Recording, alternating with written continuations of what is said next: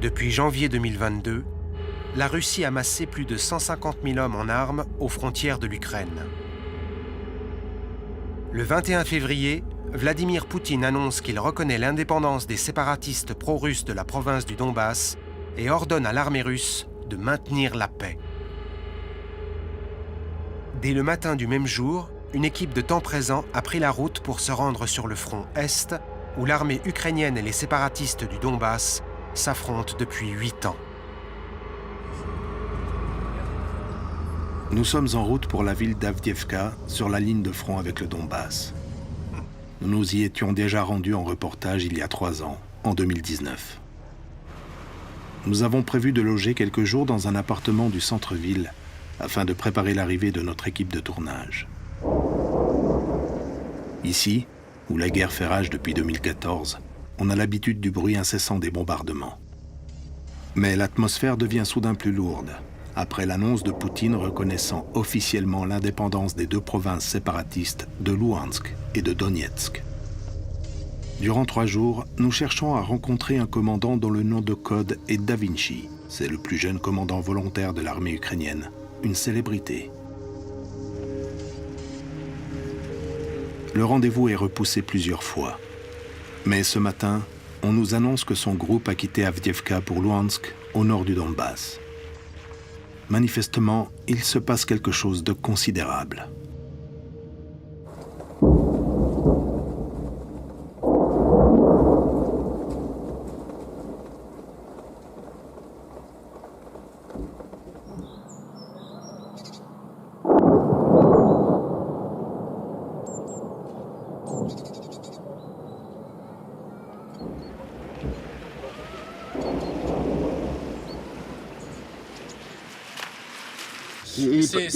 Pour ce reportage, je suis accompagné par un traducteur, Denis. Et pour affronter les routes défoncées du Donbass, nous sommes accompagnés par un chauffeur expérimenté, Dima, un volontaire vétéran de l'armée ukrainienne qui nous a déjà guidés en 2019. Nous décidons de foncer vers Mariupol. Dans cette ville portuaire stratégique sur la mer d'Azov, nous avons rendez-vous avec une unité de marins patrouilleurs.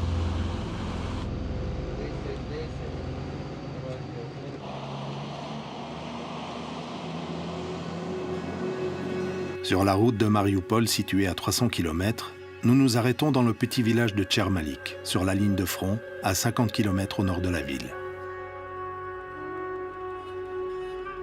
Les 2000 habitants de Tchermalik vivent eux aussi au rythme des bombardements et des fusillades depuis 2014. La population est russophone et plutôt âgée. La jeunesse est au front des 2 côtés de la ligne de contact. Il y a 3 ans, jour pour jour, nous avions fait la connaissance d'un couple de retraités d'origine grecque et russe. Oncle Vania et tante Valia, comme les appellent les soldats ukrainiens qu'ils reçoivent dans leur maison depuis le début de la guerre en 2014. Ici, la troupe reçoit une écoute bienveillante, un repas chaud, la possibilité de prendre une douche et de faire une lessive.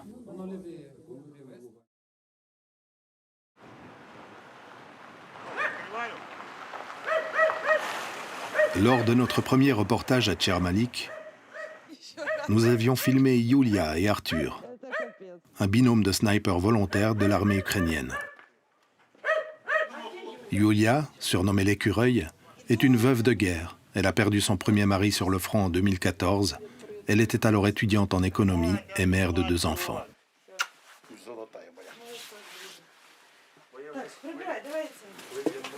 À la mort de son mari, Yulia avait confié ses enfants à sa mère et était partie sur le front comme sniper volontaire où elle avait rencontré Arthur, son binôme de combat.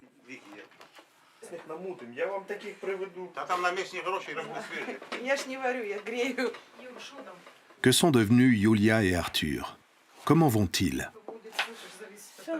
Nous avons prévu de les retrouver durant notre reportage un peu plus tard.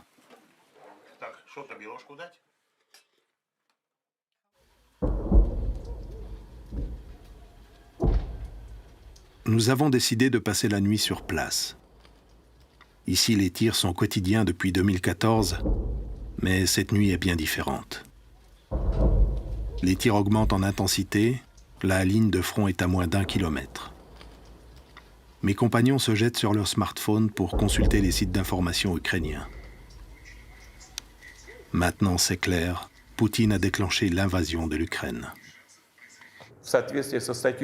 En accord avec l'article 51 alinéa 7 du statut de l'ONU et avec l'accord du Conseil de la Fédération de Russie et en conformité avec les accords ratifiés par l'Assemblée fédérale du 22 février 2022 de l'amitié et de l'entraide avec les républiques populaires de Donetsk et Louhansk, j'ai décidé de commencer une opération spéciale militaire.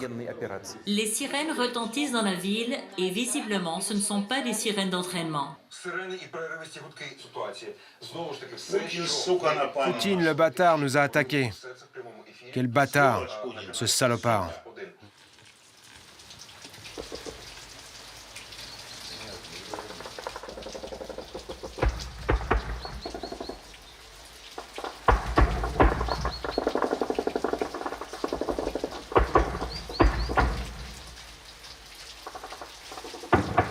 J'interroge l'ambassadeur par messagerie. On me conseille de quitter le Donbass le plus vite possible, option confirmée par la production de temps présent. Avant de partir, je décide tout de même de faire une rapide interview de nos hôtes. Je m'appelle Vania, j'ai 63 ans. J'ai passé toutes ces années ici. Je suis né et j'ai grandi ici. On a été témoins aujourd'hui à 2h30 du matin. Des missiles Grad ont été lancés contre Mariupol depuis le territoire contrôlé par la Russie. Mes parents, mes grands-parents et mes arrière-grands-parents ont vécu en Ukraine. Et moi, j'ai vécu toute ma vie en Ukraine. L'Ukraine, c'est mon pays natal. Et quand cette racaille de Poutine vient dire qu'il vient ici pour sauver les populations russophones, moi, je suis russophone, je n'ai pas besoin d'être sauvé. Mon pays, c'est l'Ukraine. Cette peste poutinienne ment à tout le monde.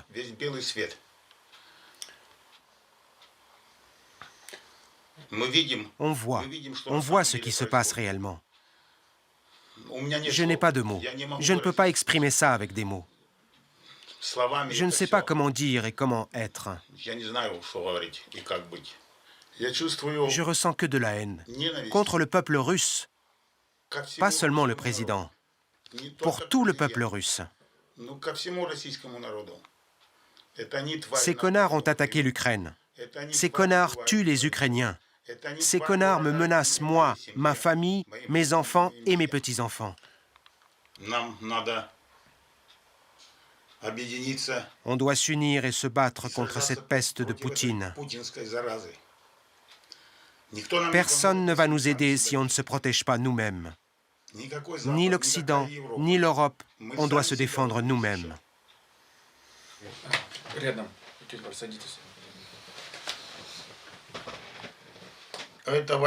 Ce n'est pas seulement la guerre de l'Ukraine. Si on n'arrête pas Poutine, il continuera avec les pays baltes. Il continuera en Pologne. Il continuera en Europe. Moi, je voudrais savoir où est la société civile russe. L'organisation des maires de Russie. Elle regarde où? Pourquoi elle ne se manifeste pas? On ne les voit nulle part à la télévision, à la radio, sur Internet, ces femmes célèbres. Pourquoi elles ne sont pas sur la place rouge devant cette peste de Moscou? Pourquoi il n'y a aucune action? Pourquoi le peuple reste silencieux? Ils sont d'accord ou quoi?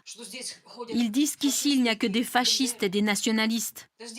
Ici, nous sommes 1000 fois plus en sécurité et tout est en meilleur état que chez eux. Moi, je suis outrée que rien ne se passe. Je m'appelle Valentina. J'ai 62 ans et je suis née en Ukraine. J'y ai passé toute ma vie. Je ne suis jamais sortie d'ici. J'aime l'Ukraine, j'aime le peuple ukrainien. Gloire à l'Ukraine. Gloire aux héros. Dehors, les tirs de missiles russes redoublent d'intensité.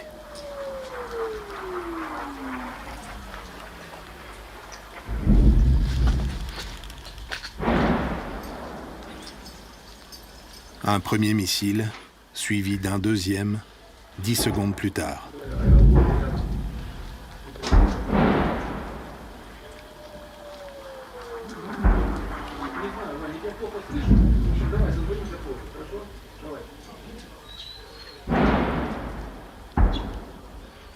a des missiles qui passent au-dessus là.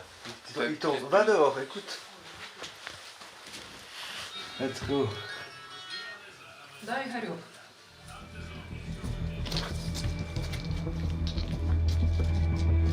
Nous devons quitter le couple de retraités sous les tirs de missiles Grad, tirés depuis l'autre rive de la rivière Kalmius, à moins d'1 kilomètre, en territoire séparatiste.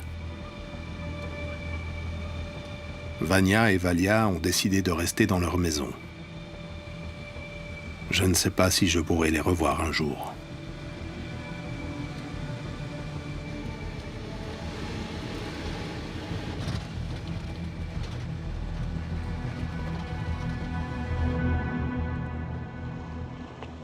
Nous devons renoncer à notre rendez-vous avec les patrouilleurs de la mer d'Azov, qui sont déjà sous le feu des Russes. Les nouvelles sont mauvaises. Marioupol est assiégée et bombardée sans relâche. À ce jour, nous sommes sans nouvelles des marins ukrainiens.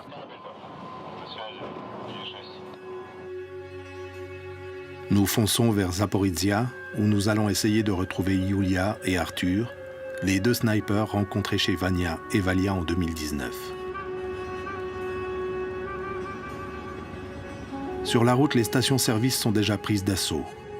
Grâce à notre chauffeur Dima et son véhicule aux plaques de l'armée, nous avons le droit de remonter la colonne de véhicules et surtout, nous pouvons faire le plein de diesel, car le carburant est déjà rationné.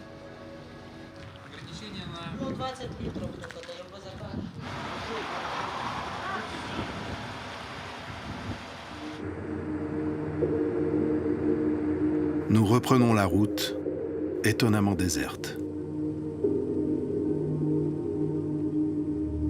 Nous arrivons à Zaporizhia en milieu d'après-midi.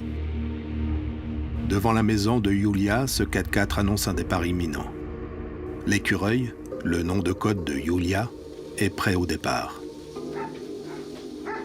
Devant la maison, c'est l'effervescence. Le matériel est prêt. Visiblement, nous arrivons au dernier moment. Qu'est-ce qui s'est passé dans votre vie depuis 2019?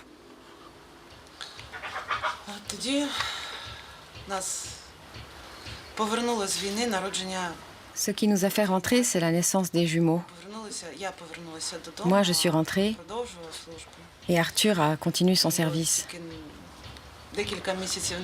Ensuite, il est rentré quelques mois plus tard à la maison pour nos enfants.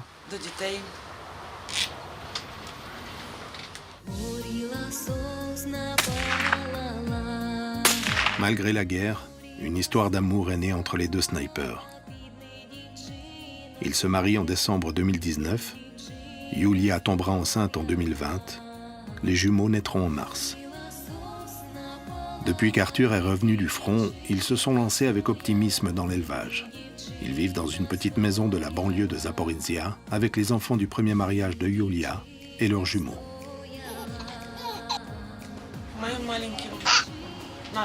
Mes petits, nos petits jumeaux, n'ont même pas encore 2 ans. Ils n'ont même pas encore appris à dire maman et papa. C'est la guerre. C'est soit nous, soit eux. On n'a pas d'autre choix que de se défendre. Je suis en contact avec des gars au front, avec qui j'ai fait la guerre. Ils m'ont dit qu'ils ne reculeront pas. Ils tiendront jusqu'au dernier homme. Ils ne vont pas les laisser passer. Je suis sûre d'eux, mais je m'inquiète pour eux et je ne peux pas rester à la maison. Je ne peux pas ne pas les rejoindre. On sait comment faire. On peut le faire. On n'a pas peur.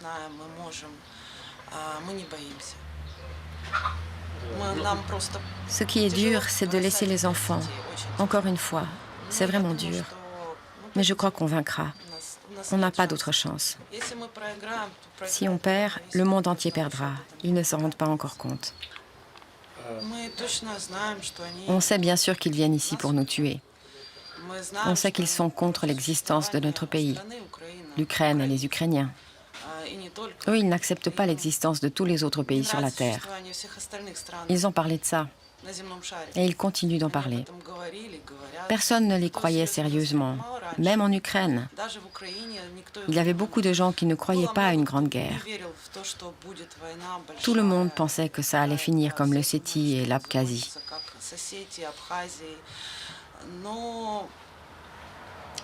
Mais malheureusement, on nous a attaqués aujourd'hui avec des missiles balistiques sur des villes paisibles. Ils ont attaqué avec des bombes et des colonnes de chars de tous les côtés, de toutes parts.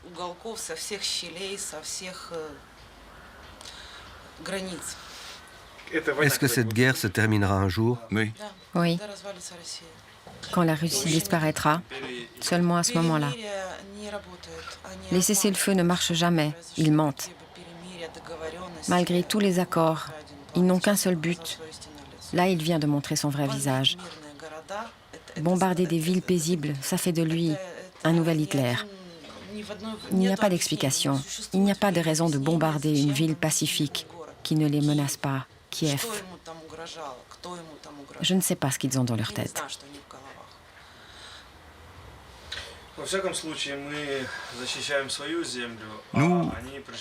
Nous défendons notre terre.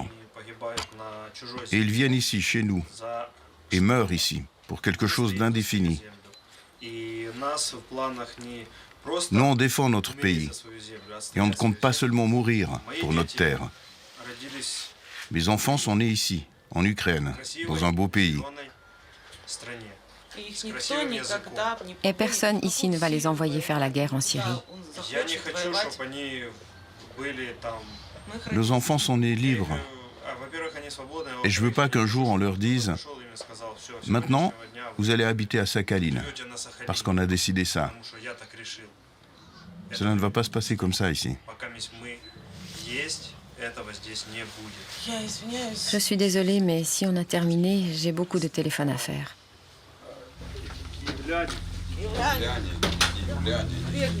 Yulia et Arthur ne savent pas encore exactement où ils seront affectés. Aux dernières nouvelles, ils sont restés à Zaporizhia. Yulia nous a fait savoir que son groupe avait abattu un hélicoptère russe dans les faubourgs de la ville le lendemain de notre départ. Nous quittons Zaporizhia pour Kiev, plus de 800 km devant nous.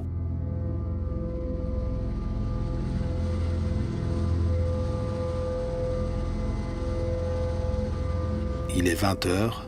L'autoroute entre l'aéroport et Kiev est totalement vide. Le couvre-feu est prévu pour 22 h. Dans la banlieue de Kiev, nous nous arrêtons pour un dernier plein de diesel. Nous venons de parcourir plus de 1200 km depuis Tchermalik.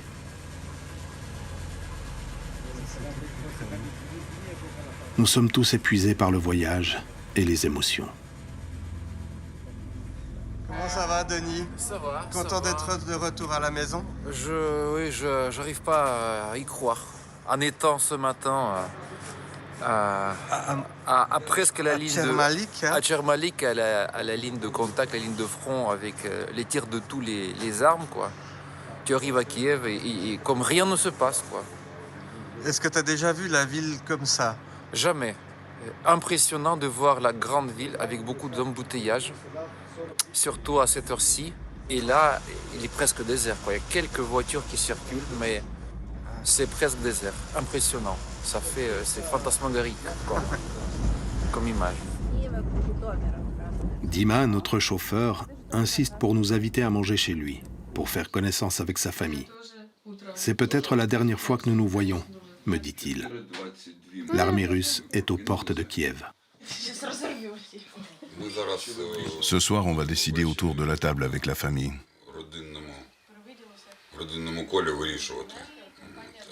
Mais il est très probable que je vais retourner à la guerre. Est-ce que tu vas retourner combattre dans le Donbass? Je sais pas. Aujourd'hui, le front n'est pas forcément là-bas. Le front est à 90 km de Kiev. Il y a des combats à 20 km de Kiev, à Hostomel. La moitié du pays est un front maintenant. Alors si Kiev tient, l'Ukraine tient. La tête de con qui a fait une erreur en décidant d'attaquer l'Ukraine comme ça, c'est le début de la fin pour la Russie. On dit, Kiev a donné naissance à Moscou. Elle va l'enterrer aussi. Le peuple ukrainien va résister? Évidemment. Il pensait qu'on allait lui amener l'Ukraine sur un plateau d'argent. Que dalle. Il y a un ministre de la Douma qui a dit quelque chose dans le genre. Il a fait un doigt d'honneur à la caméra. Alors en voici un autre pour Poutine, de la part de l'Ukraine. Il va brûler en enfer et crever comme un animal. Qu'est-ce que vous attendez des Occidentaux? Qu'est-ce que vous attendez de l'Europe et de l'Amérique? On n'attend pas que l'Occident fasse la guerre pour nous. On en est capable.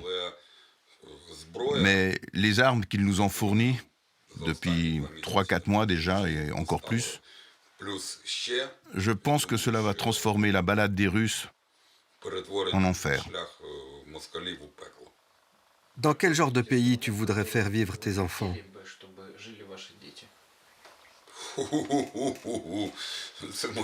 On pourrait en parler pendant la moitié de la nuit. Démocratique, libre, avec la liberté de la presse, avec une vraie justice, pas comme celle qu'on a, qui est une farce. La justice sur appel. En fait, ça aurait été bien de ne pas avoir la Russie comme voisin. Mais c'est impossible, malheureusement. C'est notre destin. La Russie doit être détruite. Elle doit être démantelée, rayée de la carte d'une manière géopolitique. Il doit y avoir, j'en sais rien, le Tatarstan, le Bachkortostan, et de toute façon, le nom de la Russie ne doit plus exister. La Moscovie, c'est toujours la Moscovie. Est-ce que tu as quelque chose à rajouter? Gloire à l'Ukraine. Le couvre-feu est en vigueur depuis 15 minutes. Impossible pour moi de travailler, comme pour l'équipe de la RTS, que je rejoins dans un hôtel. La capitale de l'Ukraine est déjà bombardée, les alarmes antiaériennes sont permanentes et nous obligent à passer la nuit dans l'abri de l'hôtel. Rester ou quitter Kiev. La décision est prise le lendemain matin de rejoindre le dernier convoi organisé par l'ambassade de Suisse. Avec Dima, nous traversons Kiev et ses multiples checkpoints une dernière fois.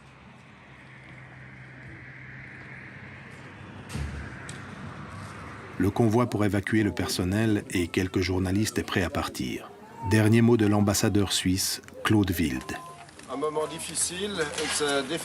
C'est un moment difficile, mais c'est la bonne décision qu'on a prise avec Bern. Vous avez été incroyablement fort. Vous avez fait plus que ce que vous aviez à faire.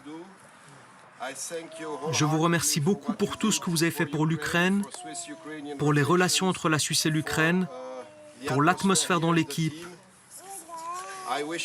Je vous souhaite bonne chance pour ce difficile voyage. Bonne chance et à bientôt. Où? On verra bien. Le convoi se dirige vers la frontière polonaise. Dès la sortie de Kiev, nous nous retrouvons dans d'immenses embouteillages, pris dans le flux des Ukrainiens fuyant les combats vers l'ouest. Nous mettrons 12 heures pour parcourir les 250 km jusqu'à notre première étape à Vinnytsia, puis encore 12 heures jusqu'à Ternopil, toutes les nuits réveillées par de multiples alertes aériennes durant lesquelles nous devons nous réfugier dans les abris.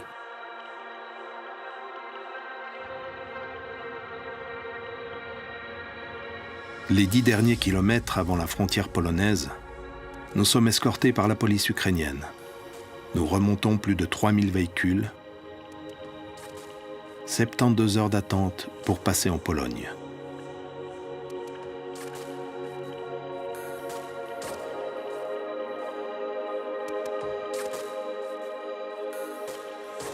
Nous quittons l'Ukraine, le peuple ukrainien, le cœur lourd.